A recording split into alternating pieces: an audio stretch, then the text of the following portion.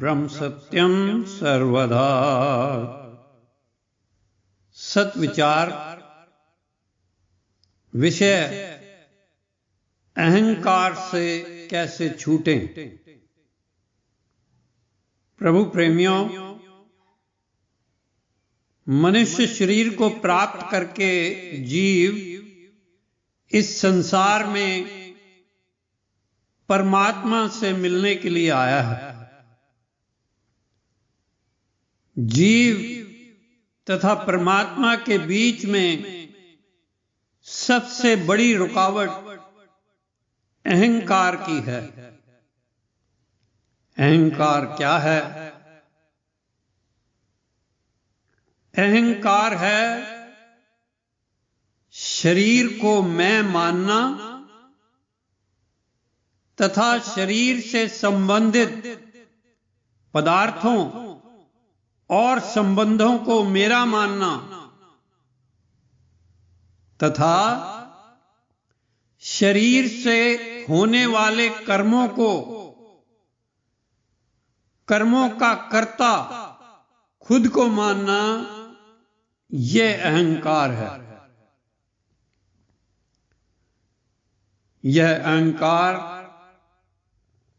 दो रूपों में मनुष्य के अंदर रहता है।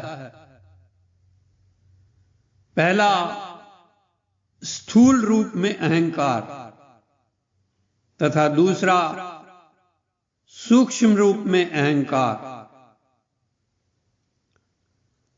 स्थूल रूप में अहंकार पहले प्रकार का देह अभिमान के रूप में रहता है। किसी को बड़ा सुंदर और बलवान शरीर मिला हुआ है तो देखो कैसे टेढ़ी मेढ़ी चाल चलता है। बड़े सुंदर कपड़े अपने शरीर को पहनाएगा, सेंट लगाएगा, बालों का टेढ़ा मेढ़ा डिजाइन बनाएगा। यह देह की सुंदरता का अभिमान उसके अंदर हमेशा बना रहता है। यह नहीं जानता कि इस देह की सुंदरता सिर्फ और सिर्फ उस चेतन शक्ति आत्मा की वजह से है जो इस शरीर में मौजूद है। जिस चेतन शक्ति आत्मा के बाहर निकलते ही यह शरीर मिट्टी का ढेला बन जाता है।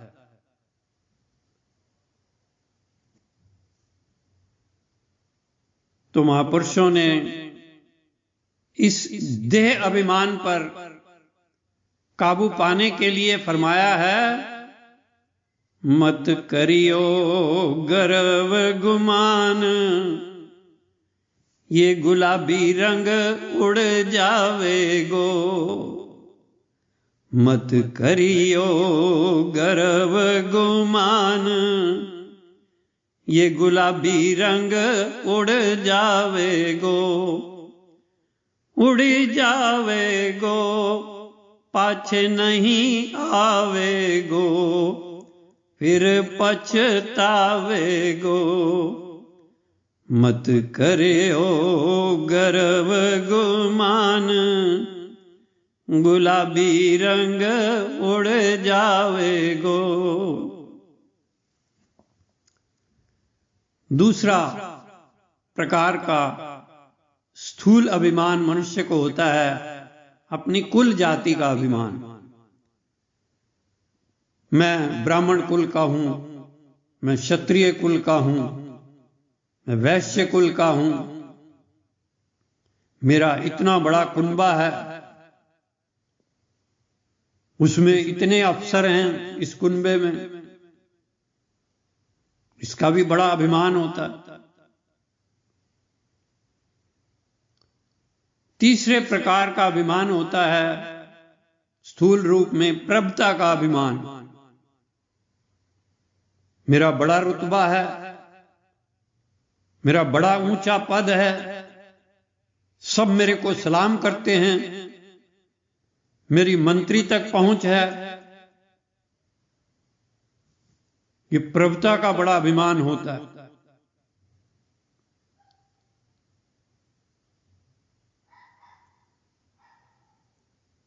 एक बार की बात है, बलख बुखारे के बादशाह के अंदर धर्म मार्ग पर चलने की चाहत पैदा हुई, तो पता करने पर पता चला कि बनारस में कबीर नाम के संत हैं पहुंचे हुए।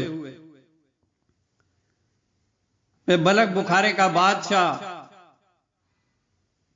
कबीर जी के दरबार में हाजिर हुआ और उनके चरणों में रहने की प्रार्थना की और शिक्षा दीक्षा के लिए प्रार्थना की। उनके प्रार्थना करने पर कबीर जी ने उन्हें सेवा में लगा दिया। सेवा में कई वर्ष रहने के बाद कबीर जी की पत्नी लोई कहने लगी, महाराज अब इस बलख बुखारे के बादशाह को सेवा करते हुए बहुत वर्ष हो गए हैं, तो इनको अब शिक्षा दीक्षा देकर विदा कीजिए। तो कबीर जी कहने लगे, अभी पूरी तरह से ये तैयार नहीं है उसके लिए। तो उनका टेस्ट लेने के लिए कबीर जी ने एक एक्सपेरिमेंट किया। बलख बुखारे का बादशाह जब बाजार से जा रहा था, तो कबीर जी ने एक सेवक के द्वारा उसके सिर पर कूड़े की टोकरी डलवा दी। कूड़ा सिर पर गिरा तो उस बलख बुखारे के मुख से ये शब्द निकले, होंदा बलख ते बुखारा, कौन सुटदा किचड़ ते गारा। और भी कुछ शब्द कहते हुए वह वहां से आगे निकल गया और कबीर जी का वह सेवक ये सब सुन रहा था। उसने आकर कबीर जी को बतलाया जो वहां हुआ था। तब कबीर जी अपनी पत्नी लोई से कहने लगे, देखा क्या शब्द उसके मुख से निकले हैं। अभी भी सूक्ष्म रूप में उसके अंदर उस बलख बुखारे के बादशाह होने का अभिमान मौजूद है। अभी इसे कुछ समय और लगा लेने दो। पहले समय में गुरुजन सेवकों को 10-10, 12-12 साल सेवा में रखते थे और उनसे छोटी सी छोटी सेवा करवाते थे ताकि उनके अंदर का अभिमान गलित हो जाए, उनका देह अभिमान गलित हो जाए। उस बलख बुखारे के बादशाह से कुछ और साल सेवा होने के बाद एक बार फिर ऐसा ही एक्सपेरिमेंट कबीर जी ने उस बलख बुखारे के बादशाह के ऊपर किया। अब की बार जब कूड़े की टोकरी उनके सिर पर डाली गई तो वो उस कूड़े को उठा उठाकर अपने सिर पर बार बार डालने लगे। कहने लगे, ए कूड़े, मेरे से तो तू ही अच्छा है, तू सिर पे बैठने लायक है। जब ऐसी बात कबीर जी ने सुनी तब उन्होंने उस बलख बुखारे को शिक्षा दीक्षा देकर विदा किया। तो प्रभुता का अभिमान जल्दी से मनुष्य के अंदर से नहीं जाता। अगला स्थूल रूप का अभिमान होता है धन संपत्ति का अभिमान। मेरे पास इतना बैंक बैलेंस है, मेरी इतनी प्रॉपर्टी हैं, फॉरेन में भी प्रॉपर्टी हैं, और जबकि पता नहीं कि इनमें से एक नहीं काम आएगी जब काल का बिगुल बजेगा। सिकंदर संसार को जीतने चला था, कितनी धन संपत्ति इकट्ठी कर ली थी, मौत के वक्त कितनी बेचैनी और दुर्दशा की हालत में इस संसार से गया। दोनों हाथ खाली उसकी अर्थी से बाहर निकाले गए थे, ये बताने के लिए कि इतनी धन संपत्ति होते हुए भी एक फूटी कौड़ी साथ नहीं ले जा सका।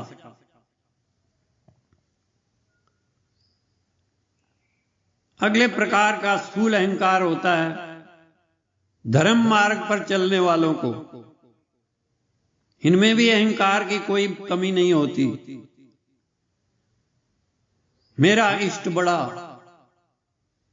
मैं राम का शिष्य हूं, मैं राम का पुजारी हूं। कोई कहता है मैं शिव का पुजारी हूं, मेरा इष्ट बड़ा है। कोई अल्लाह का पुजारी है, कोई वाहेगुरु का पुजारी है। इसका भी बड़ा अहंकार होता है। फिर धर्म मार्ग में कोई सेवा करता है या दान करता है, उसका भी बड़ा अहंकार होता है। कहीं धर्मशाला में पंखे दान किए तो उसके ऊपर अपना नाम लिखवा लेता है, वहां भी अहंकार है। किसी को इस बात का अहंकार होता है मैं चारों धाम की यात्रा करके आया हूं। कोई कहता है मैं हज करके आया हूं। कोई कहता है मैं इतनी बार गंगा स्नान करके आया हूं। इसका भी बड़ा अहंकार होता है। फिर ज्ञान का बड़ा अहंकार, मैं बड़ा ज्ञानी हूं, मैंने बड़े वेद पढ़ रखे हैं, गीता और रामायण तो मुझे रटी पड़ी है। एक बार की बात है, एक प्रोफेसर कॉलेज के ऋषिकेश में किसी महात्मा के पास में गए और उनसे कहने लगे महाराज कुछ शिक्षा दीक्षा दें। तो महात्मा जी ने उनसे कहा जाओ गीता पढ़ना, फिर आना मेरे पास। तो प्रोफेसर कहने लगे महाराज गीता तो मैं कॉलेज में पढ़ाता हूं, मुझे तो अनेकों श्लोक याद हैं, सुना सकता हूं मैं आपको। तो महात्मा जी कहने लगे अच्छा, अभी तक तुमने गीता पढ़ी थी दूसरों को पढ़ाने के लिए, अब तुम गीता अपने लिए पढ़ के आना, फिर मेरे पास आना।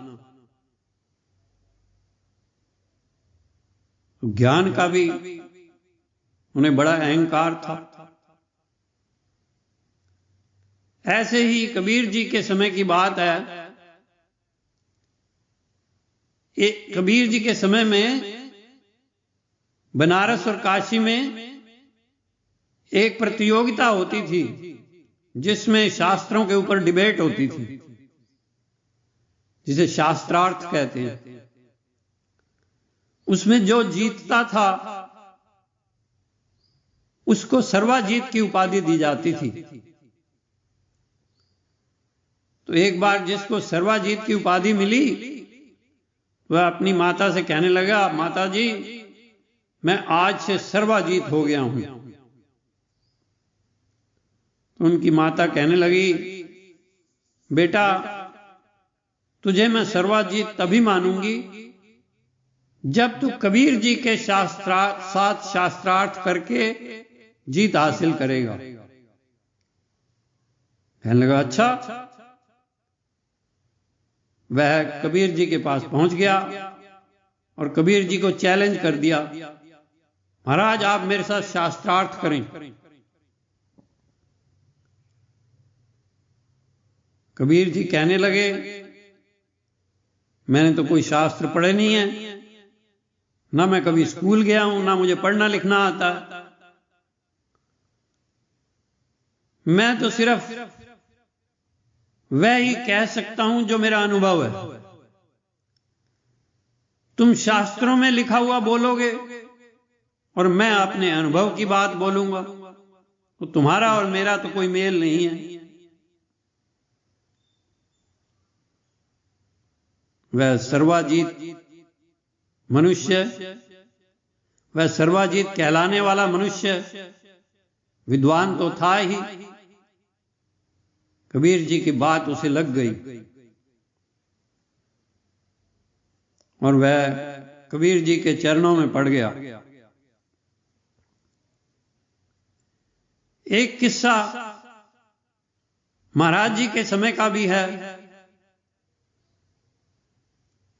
एक बार जगाधरी में सम्मेलन के मौके पर जब श्री महाराज जी मौजूद थे, तो सम्मेलन में विचार रखने के लिए कुछ प्रेमियों के नाम लिखे जा रहे थे। तो प्रेमी देवराज भी वहां बैठे थे। प्रेमी देवराज गुप्त जी कहने लगे, महाराज जी मुझे भी बोलने का समय दिया जाए, विचार रखने का समय दिया जाए। देवराज जी फिलॉसफी के बड़े स्कॉलर थे, विचार करने में बड़ी महारत हासिल थी उन्हें, इस बात का उन्हें अहंकार भी था। तो महाराज जी ने उनके कहने पर नाम लिखने वाले प्रेमी से कहा, अच्छा इनको 10 मिनट का समय दे देना। तो प्रेमी देवराज जी कहने लगे, महाराज जी 10 मिनट में क्या बनेगा। बहुत इंसिस्ट करने पर महाराज जी ने कहा, ठीक है 20 मिनट दे दिए जाएंगे। जब सम्मेलन में उनके विचार रखने का समय आया और विचार देने के लिए वे खड़े हुए, तो मुंह से शब्द ही ना निकले, गला एकदम सूखने लगा, दिमाग से सारे विचार गायब हो गए जो वह सोच के आए थे। बड़े परेशान हुए। पानी मंगवाया गया, पानी पिया, लेकिन उसके बाद भी स्थिति में कोई सुधार नहीं हुआ। तो चुप करके फिर बैठ गए। उनके अहंकार को बड़ी जबरदस्त ठेस लगी। खैर जैसे कैसे वह सम्मेलन बीत गया। अगले साल फिर सम्मेलन का समय आया, तो फिर प्रेमियों के नाम लिखे जा रहे थे, विचार रखने वाले प्रेमियों के। तो उस समय महाराज जी खुद ही कहने लगे, देवराज तुम्हारा भी नाम लिखा जाएगा विचार रखने में। तो वे हाथ जोड़कर प्रार्थना करने लगे, महाराज जी मुझे क्षमा करें, पिछले साल मैं भुगत चुका हूं। तो महाराज जी कहने लगे, लाल जी इस बार ये खुद कह रहे हैं कि तुम विचार रखो, पिछली बार तुम अहंकार में आकर समय मांग रहे थे। जाओ इस बार संगत के सामने विचार रखना, सब ठीक होगा। वैसा ही हुआ। इस सम्मेलन में जब विचार रखने का समय आया, तो खटाखट अंदर से विचार निकलने लगे। तब प्रेमी देवराज जी को यह साक्षात अनुभव हुआ कि यह कोई और शक्ति है जो अंदर से बोल रही है। ऐसे ही किसी को रिद्धियों सिद्धियों का बड़ा अहंकार होता है।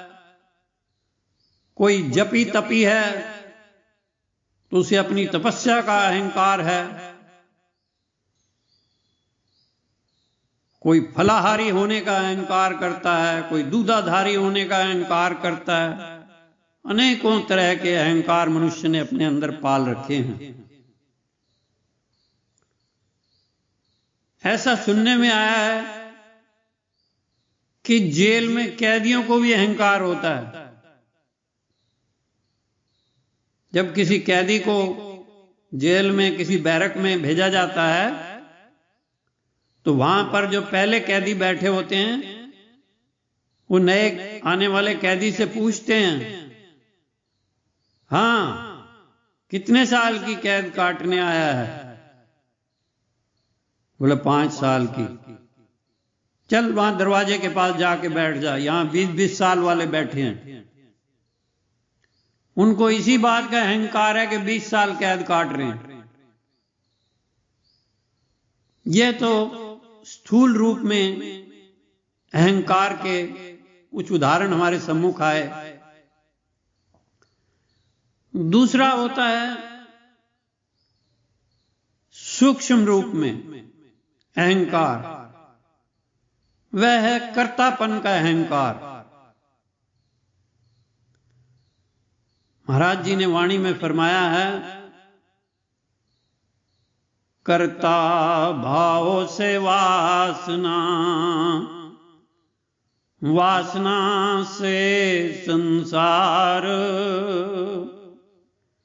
यही अज्ञान है जीव को, आवागमन दुख सार। कर्तापन मूल अंधकार है। तमाम चराचर भूत इसी कर्तापन के अंधकार में विचर रहे हैं और नित अशांत रहते हैं। जो भी जीव जिस प्रकृति की कैद में है उसी के मुताबिक अपनी तृष्णा को पूर्ण करने की खातिर यत्न करता है, मगर मिथ्या भ्रम में एक लम्हे भी निर्भय नहीं हो सकता। यही अज्ञान त्रैगुणी माया का स्वरूप है। जिस वक्त कर्तापन अख्तियार करता है उसी वक्त कर्म और कर्म फल की ख्वाहिश से सात्विक, राजसी और तामस भाव में गिरफ्तार हो जाता है।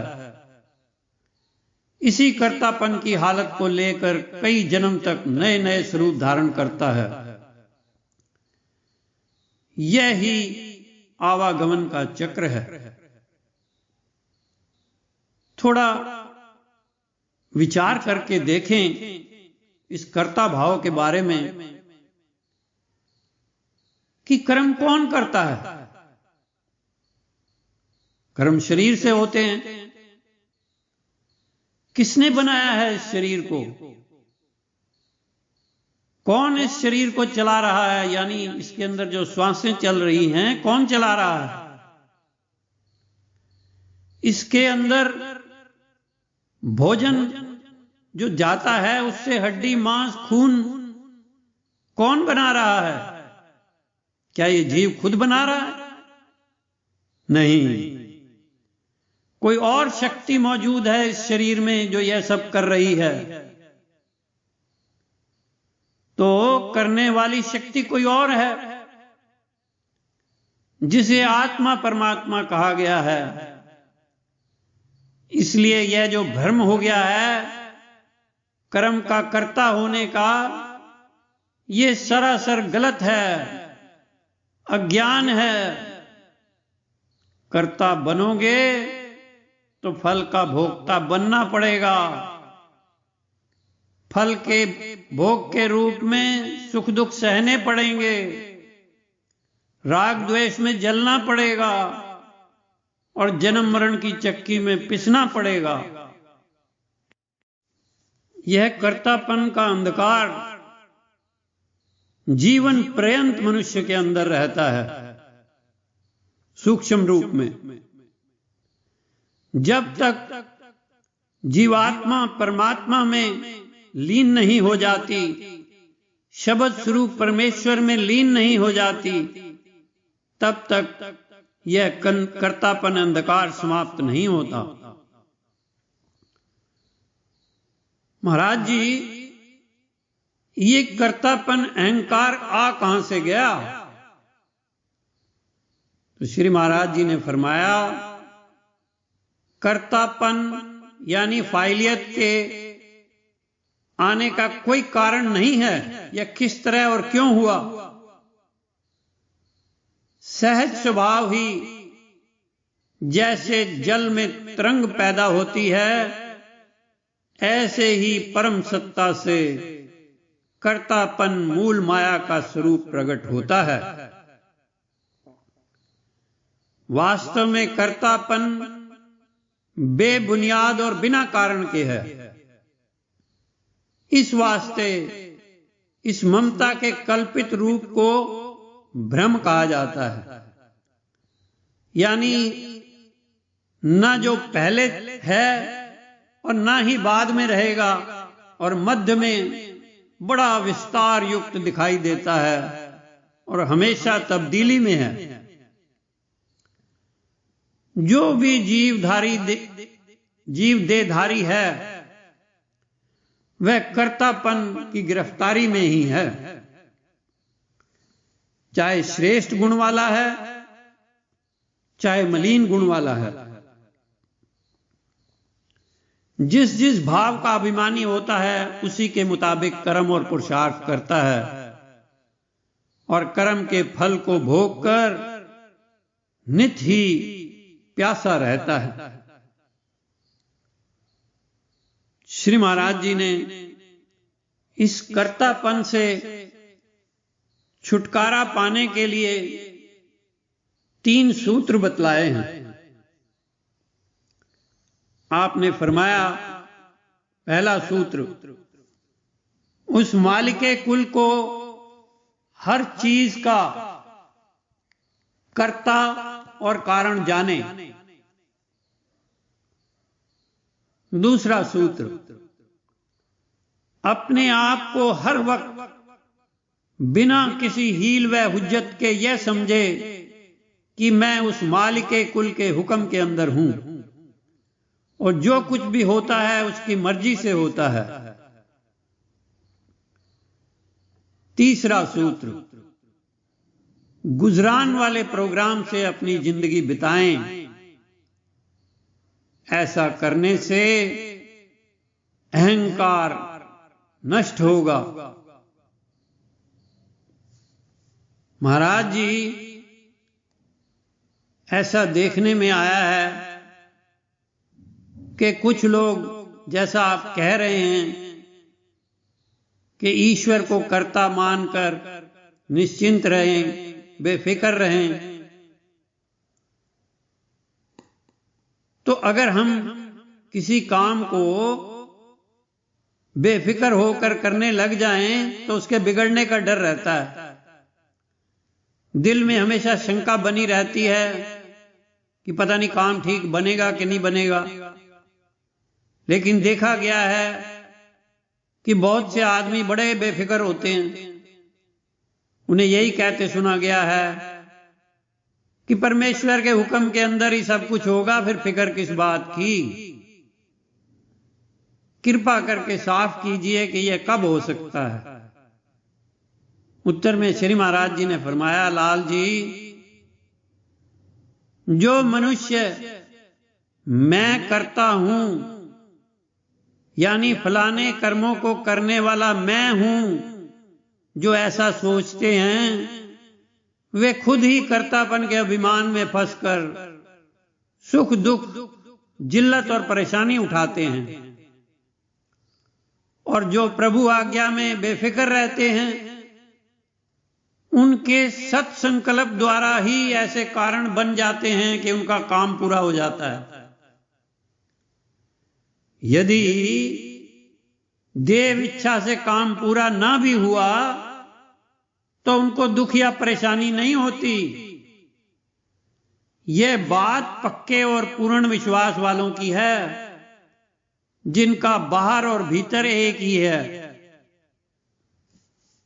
महाराज जी, अगर सब कुछ ही परमात्मा की मर्जी के अंदर होता है तो फिर हमें क्यों कहा जाता है कि नेक काम करो?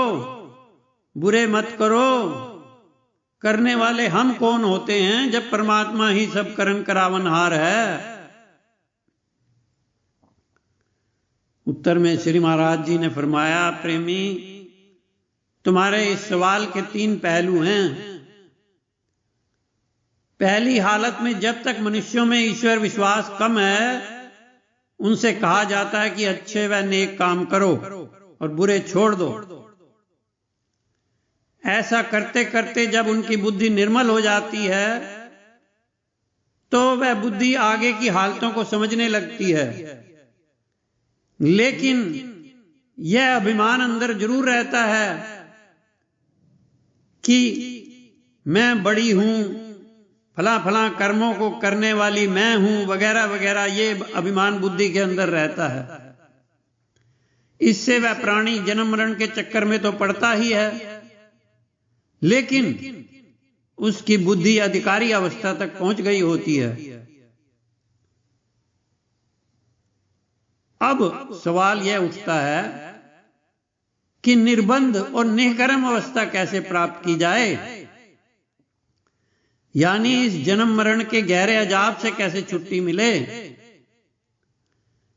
तब सत्पुरुषों ने फरमाया कि इस निष्कर्म अवस्था को प्राप्त करने के लिए जरूरी है कि वह दूसरी हालत में अपने नेक कर्म करके परमात्मा के समर्पण करता जावे। ऐसा करने से वह उसके नतीजों से छुटकारा पा जाएगा, यानी अपने आप को निर्बंध बनाने के लिए, जन्म मरण के चक्र से छुड़ाने के लिए और नेकर्म अवस्था प्राप्त करने के लिए वह समर्पण बुद्धि धारण करे। इसके बाद तीसरा पहलू आता है। जब ऐसी समर्पण बुद्धि धारण करता हुआ जीव होना न होना, करना न करना सब ईश्वर आज्ञा में देखता है और उस परमात्मा का हर घड़ी चिंतन करता रहता है, तब उसकी बुद्धि ऐसे निश्चय को प्राप्त होती है कि कर्तापन अभिमान से निर्बंध होकर अपने निज स्वरूप अखंड अविनाशी शब्द में नेचल हो जाती है। कर्म और कर्म फल के द्वंद्व रूपी खेत से निर्बंध होकर सत स्वरूप में निश्चल हो जाती है। इस स्थिति को ही संपद निर्वाण शांति कहा गया है। महाराज जी, आप विचार करते समय ईश्वर आज्ञा लफ्ज बहुत इस्तेमाल करते हैं। आप क्या उस ईश्वर के ज्यादा नजदीक हैं इसलिए कहते हैं, या हर घड़ी आपको ईश्वर की तरफ से आज्ञा अंदर से मिलती रहती है? तो श्री महाराज जी ने फरमाया, प्रेमी, क्या हर वक्त मैं मेरा ही कहते जावें? इस कर्तापन यानी अहंकार से कभी गाफिल नहीं रहना चाहिए। ईश्वर आज्ञा रूपी शस्त्र से कर्तापन अहंकार को दूर करते रहना चाहिए, इससे जीव बंधन में नहीं पड़ता। साधारण जीव तो मैं और मेरी तेरी भावना में बंद कर रात दिन सब कुछ प्राप्त होने पर भी गर्म ठंडी फूंके मारते रहते हैं। हर घड़ी मालिक को याद रखने का यही तरीका है और जीव इसी तरह निष्काम अवस्था की तरफ जा सकता है। श्री महाराज जी कभी अपने शरीर के लिए मैं शब्द का इस्तेमाल नहीं करते थे। जब भी कहते थे इनका शरीर, मैं शब्द कभी इस्तेमाल नहीं करते थे। कबीर जी भी कहा करते थे, कबीर कुकर राम का मोतिया मेरा नाम, गले हमारे जेवड़ी जित खींचे तित जाऊं। कबीर जी कहते हैं, मैं तो उस परमात्मा के दरबार का कुत्ता हूं। मेरे गले में पट्टा डाला हुआ है परमात्मा ने, जिधर खींच के ले जाता है उधर जाता हूं। श्री महाराज जी की वाणी में आता है, जब लगे अंतर देह अभिमान, तब लग प्रेम ना करे पछान। सतगुरु साध एक जुगत लखाई, दीन बंदगी मार्ग दिखलाई। निर्मल प्रीति जो मार्ग चाले, करता भाव मीटे जंजाले। सकल कर्म माया जो धारी, प्रभु आज्ञा में नित वर्तारी। प्रभु आज्ञा में जीवन राखो, नहीं मान गुमान चित धारो। दीन दयाल सर्ब दुख भंजन, सतनाम जपो सुख कारो। प्रभु आज्ञा में जीवन राखो, नहीं मान गुमान चित धारो। दीन दयाल सर्व दुख भंजन, सतनाम जपो सुख कारो। महापुरुषों ने निर्णय दे दिया, जब लग मैं करता, तब लग गर्भ जून में फिरता। जब लग मेरी मेरी करे, तब लग काज एक ना सरे। जब मेरी मेरी मिट जाए, तब प्रभु काज संवारे आए। वास्तव में अहंकार तो आत्मलीनताई के बाद ही समाप्त होता है, लेकिन इस शरीर के रहते हुए मनुष्य क्या कर सकता है? वह जीवन में सादगी धारण कर सकता है। इससे देह का अहंकार कम होगा। वह निष्काम सेवा धारण कर सकता है। तन मन धन से दुखी दीन अनाथों की सेवा कर सकता है, जिससे तन का अहंकार भी क्षीण होगा, मन का अहंकार भी क्षीण होगा और धन का अहंकार भी क्षीण होगा। सत्संग में सत्विचार लेकर मनुष्य अपने अहंकार को क्षीण कर सकता है।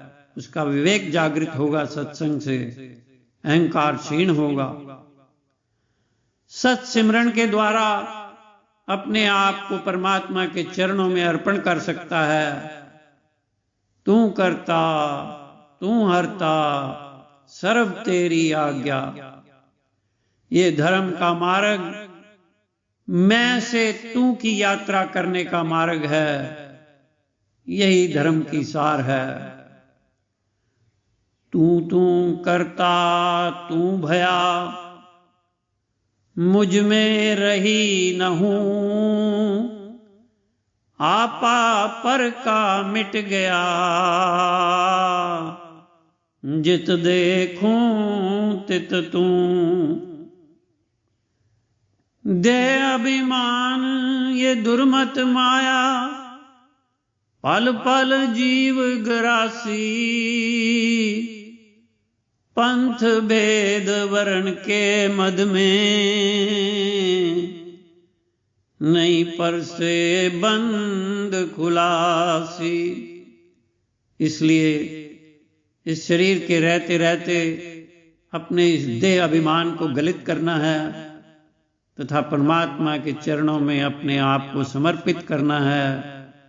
समर्पण के मार्ग के द्वारा ही हम उस परमात्मा के दीदार कर सकते हैं, उस परमात्मा के धाम में पहुंच सकते हैं जो इस मनुष्य जीवन का लक्ष्य है। संत मलूकदास जी की वाणी में आता है, गर्भ न कीजे बावरे हरि गर्भ प्रहारी, गर्भ ही ते रावण गया पाया दुख भारी। जरन खुदी रघुनाथ के मन नहीं सुहाती,